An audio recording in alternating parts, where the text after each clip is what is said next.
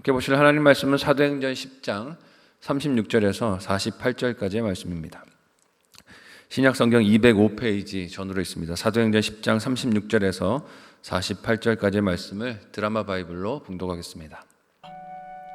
만유의 주 되신 예수 그리스도로 말미암아 화평의 복음을 전하사 이스라엘 자손들에게 보내신 말씀, 곧 요한이 그 세례를 반포한 후에 갈릴리에서 시작하여 온 유대에 두루 전파된 그것을 너희도 알거니와, 하나님이 나사렛 예수에게 성령과 능력을 기름 붓듯 하셨음에 그가 두루 다니시며 선한 일을 행하시고 마귀에게 눌린 모든 사람을 고치셨으니 이는 하나님이 함께 하셨습니다. 우리는 유대인의 땅과 예루살렘에서 그가 행하신 모든 일의 증인이라. 그를 그들이 나무에 달아 죽였으나 하나님이 사흘 만에 다시 살리사 나타내시되 모든 백성에게 하신 것이 아니요 오직 미리 택하신 증인 곧 죽은 자 가운데서 부활하신 후 그를 모시고 음식을 먹은 우리에게 하신 것이라. 우리에게 명하사 백성에게 전도하되 하나님이 살아있는 자와 죽은 자의 재판장으로 정하신 자가 곧 이 사람인 것을 증언하게 하셨고, 그에 대하여 모든 선지자도 증언하되 그를 믿는 사람들이 다 그의 이름을 힘입어 죄사함을 받는다 하였느니라. 베드로가 이 말을 할 때에 성령이 말씀 듣는 모든 사람에게 내려오시니 베드로와 함께 온 할례 받은 신자들이 이방인들에게도 성령 부어 주심으로 말미암아 놀라니, 이는 방언을 말하며 하나님 높임을 들음이러라. 이에 베드로가 이르되 이 사람들이 우리와 같이 성령을 받았으니 누가 능히 물로 세례 베품을 금하리요 예수 그리스도의 이름으로 세례를 베풀라. 그들이 베드로에게 며칠 더 머물기를 청하니라. 아멘. 함께 읽은 본문의 말씀을 가지고 성령을 따르는 순종이라는 제목으로 말씀 나누고 기도하도록 하겠습니다. 사도행전 10장에서는 복음이 사마리아를 넘어 온 세상을 향해 전해지는 이야기가 누가의 기록을 통해 증거되고 있습니다. 그 구체적인 대상이 누구입니까? 고넬료이죠. 하나님을 경외하던 고넬료에게 하나님은 베드로를 보내시고 그에게도 복음이 증거되는 것이 하나님이 원하시는 일인 것을 알게 하셨습니다. 하지만 베드로 어떻습니까? 유대인으로 평생을 살아왔고 이방인과의 접촉은 자신을 부정하게 만든다는 것을 생각해왔던 사람입니다. 그걸 늘 배워왔던 베드로였어요. 그런 베드로에게 하나님의 이런 명령, 이방인에게 가서 복음을 전하고 그를 만나라 라고 하시는 것은 파격이자 두려움이기도 했을 것입니다. 그래서 하나님은 베드로에게 하늘에서 내려온 보자기에서 그 속에 있었던 부정한 짐승들을 먹게 하는 환상을 보이시면서 그가 받은 사명이 두려워할 일이 아닌 것을, 거리낄 일이 아닌 것을 말씀하셨습니다. 이에 오늘 본문에서 베드로는 예수 그리스도의 복음을 이방인들, 고넬료와 그 주변에 있는 가족들과 그 옆에 있는 사람들에게 전하게 됩니다. 예수님께서 승천하며 명령하신 대로 복음이 유대와 사마리아 땅을 지나 지금 땅끝까지 이방인을 향해 나아가는 중인 것을 우리가 보게 됩니다. 이 복음을 오늘 본문에서 베드로가 어떻게 증언합니까? 함께 오늘 본문 36절을 한 목소리로 읽어보도록 하겠습니다. 같이 읽습니다. 시작. 만유의 주 되신 예수 그리스도로 말미암아 화평의 복음을 전하사 이스라엘 자손들에게 보내신 말씀. 아멘. 베드로는 이방인인 고넬료에게 예수님께서 먼저 만유의 주가 되심을 선언합니다.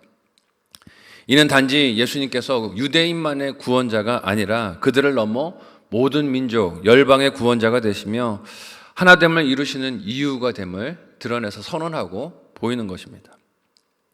베드로가 이를 알게 된 계기가 무엇입니까?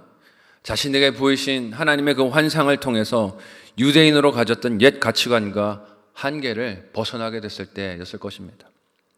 그래서 과거에는 가까이 할 생각도 하지 못했던 이방인들에게 지금 다가와서 복음을 전하는 것이 아니겠습니까? 베드로는 그 복음을 학문을 배운 사람이 아니었음에도 불구하고 아름답게 요약해서 오늘 본문에서 전하는 것을 봅니다. 함께 37절에서 38절을 한 목소리로 읽어보도록 하겠습니다. 같이 읽습니다. 시작. 곧 요한이 그 세례를 반포한 후에 갈릴리에서 시작하여 온 유대에 두루 전파된 그것을 너희도 알거니와, 하나님이 나사렛 예수에게 성령과 능력을 기름 붓듯 하셨음에 그가 두루 다니시며 선한 일을 행하시고 마귀에게 눌린 모든 사람을 고치셨으니 이는 하나님이 함께 하셨음이라. 아멘. 지금 고넬료에게 이르게 된 복음이 예수께서 세례 요한에게 세례를 받으심으로 시작되었음을, 갈릴리 지역에서 시작되어 유대와 사마리아 그리고 고넬료가 지금 있는 가이사랴 지역에까지 이르게 된 것을 베드로가 설교합니다. 그 복음의 능력이 나사렛 예수께서 마귀에게 눌린 사람들을 그 눌린 종류의 괴로움이 무엇이든지 간에 자유롭게 하셨는데 베드로는 그것이 하나님의 함께 하심으로 되어진 일임을 증언하고 있어요. 예수님 혼자 하신 일이 아니라는 거죠. 왜 이 증언을 하는 것일까요? 지금 고넬료가 받아들이고 있는 이 복음의 실체가, 좋은 소식의 실체가 무엇인지를 알아야 하기 때문입니다. 그래서 계속 베드로가 전하는 복음의 핵심은 무엇입니까? 함께 39절에서 41절 말씀을 한 목소리로 읽어보도록 하겠습니다. 같이 읽습니다. 시작. 우리는 유대인의 땅과 예루살렘에서 그가 하신 모든 일의 증인이라. 그를 그들이 나무에 달아 죽였으나 하나님이 사흘 만에 다시 살리사 나타내시되 모든 백성에게 하신 것이 아니요 오직 미리 택하신 증인 곧 죽은 자 가운데서 부활하신 후 그를 모시고 음식을 먹은 우리에게 하신 것이라. 아멘. 베드로는 자신에게 있었던 예수님과의 일을 가감없이 고넬료에게 전합니다. 성령의 능력으로 마귀에게 눌린 자들을 고치신 예수님의 이적과 기사만이 아니라 무엇도 전하십니까? 그 예수님께서 유대인들에 의해 십자가에 달려 돌아가신 것, 어찌 보면 수치스럽게 죽은 죽음이 아니겠습니까? 그런데 그 죽음을 전하고 또 하나님께서 그를 사흘 만에 살리셔서 자신과 같은 사도들에게 만나게 하시고 함께 음식까지 먹음으로 그 부활이 환상이나 상상이 아니라 실제 하는 일임을 경험하게 하신 것을 증거하고 있어요. 복음의 핵심이 예수 그리스도의 십자가 죽음과 부활에 있기에 그것을 확실하게 그대로 전하는 것입니다. 왜냐하면 베드로는 이렇게 그가 경험한 예수 그리스도의 사역과 죽음 그리고 부활을 전하는 것이 자신의 사명이며 그 사명에 어떤 특정한 민족만을 향한 한계나 제한이 없다는 것을 깨달았기 때문입니다. 그래서 자신이 받은 사명을 어떻게 고넬료에게 소개합니까? 함께 42절에서 43절을 한 목소리로 읽어보도록 하겠습니다. 같이 읽습니다. 시작. 우리에게 명하사 백성에게 전도하되 하나님이 살아있는 자와 죽은 자의 재판장으로 정하신 자가 곧 이 사람인 것을 증언하게 하셨고 그에 대하여 모든 선지자도 증언하되 그를 믿는 사람들이 다 그의 이름을 힘입어 죄사함을 받는다 하였느니라. 아멘. 베드로는 지금 자신이 고넬료에게 하고 있는 이 일, 자신이 받은 이 사명이 예수님께서 하신 명령에 따르는 순종인 것을 다시 한번 강조합니다. 내 생각대로 내 뜻대로 하는 일이 아니라는 것이에요. 자기 생각이나 판단으로 하는 일이 아니라 받은 말씀에 따름으로 하는 일인 것을 강조합니다. 내가 받은 것을 전하는 것입니다 하는 것을 나타내는 것이죠. 그런데 그 역할을 사명으로 주신 분이 모든 인생을 재판하실 분이시며 그의 이름으로 죄사함과 구원이 이루어지는 것을 또한 드러내서 증언합니다. 베드로는 지금 고넬료에게 예수 그리스도에 대해서 과거에 그가 행하신 일뿐만이 아니라 지금 하고 계신 일 그리고 앞으로도 행하실 일들에 대해서 빠짐없이 증언하고 있어요. 예수님이 과거에 무슨 일을 하셨는가만 전하는 게 아니라 지금 우리를 위해서 하시는 일, 앞으로도 행하실 일이 무엇인지를 전하고 있는 것이죠. 이런 증언을 베드로가 하는 이유가 어디에 있습니까?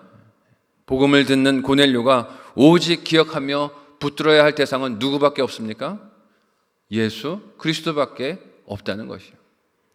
자신이 복음을 전하고 있지만 자신을 기억할 것이 아니라 자신을 고마워할 것이 아니라 예수 그리스도를 기억하고 돌아보고 붙들어야 한다는 것입니다. 붙들어야 할 대상은 오직 예수님과 그 십자가의 은혜밖에 없음을 알라는 것이죠. 그것이 베드로가 예수님께 배운 것이자 함께 동행하며 살며 깨닫고 경험한 것이고 자신이 받은 사명의 전부였기 때문입니다.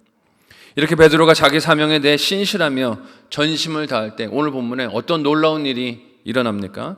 함께 본문 44절에서 46절을 한 목소리로 읽어보도록 하겠습니다.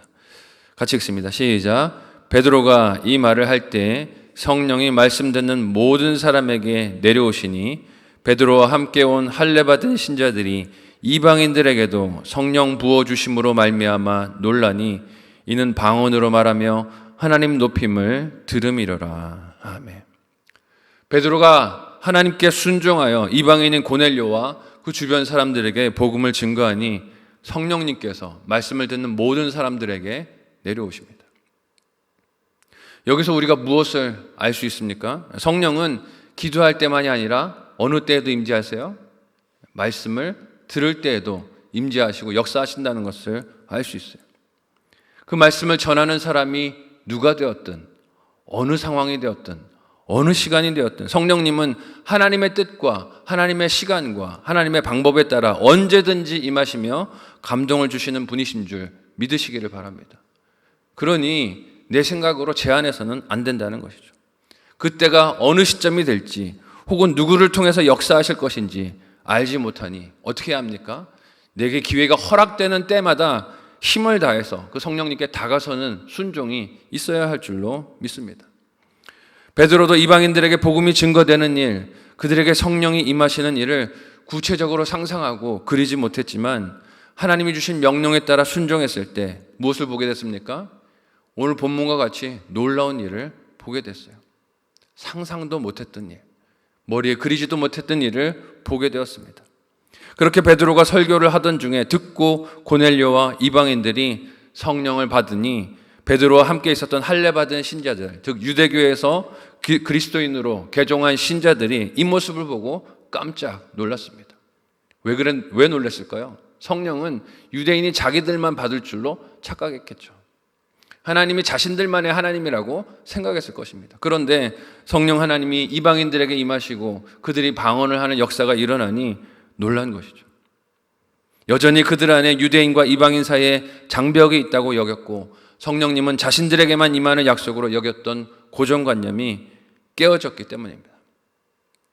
베드로가 설교할 때 성령님께서 이방인들에게 임하셨고 특히 46절과 같이 방언을 말하며 하나님께 찬송과 영광을 돌리는 모습으로 나타난 것을 보게 됩니다. 이 모습에 유대인들의 고정관념이 깨지게 되었어요.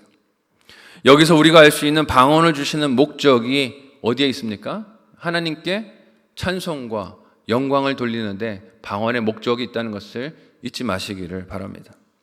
우리 교회도 뜨겁게 기도하며 방언의 은사를 받으시는 분들이 많으시는데 그 방언을 어떻게 사용하는지 돌아봐야 할 것입니다. 왜냐하면 은사를 자기 능력과 경건을 자랑하고 높이는 용도로 사용하려는 시험이 교묘하게 찾아오기 때문입니다. 이 참 시험이 교묘합니다. 나에게는 주신 은사가 남에게 없을 때 그걸 드러내고 자랑하고 나타내고 싶은 유혹들이 있어요. 이를 분별하지 못했던 고린도의 성도들은 방언을 가지고 다투며 누구의 은사가 더 훌륭한 것인지 큰 것인지를 서로 다투고 비교하기도 했습니다. 이런 그들에게 바울이 무엇을 어떻게 권면합니까? 고린도전서 14장 18절에서 19절 말씀을 우리 같이 다 한 목소리로 읽어보도록 하겠습니다. 같이 읽습니다. 시작. 내가 너희 모든 사람보다 방언을 더 말함으로 하나님께 감사하노라. 그러나 교회에서 내가 남을 가르치기 위하여 깨달은 마음으로 5마디 말을 하는 것이 1만 마디 방언으로 말하는 것보다 나으니라. 아멘.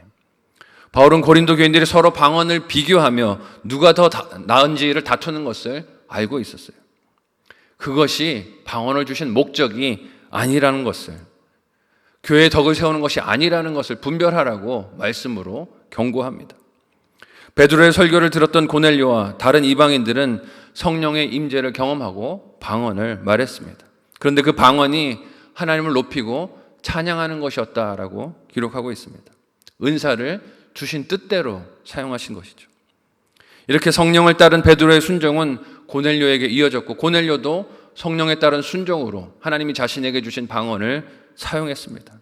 우리의 삶도 이처럼 성령님을 따르는 순종으로 생명의 영향력들이 되시기를 예수님의 이름으로 간절히 소원하고 축복합니다.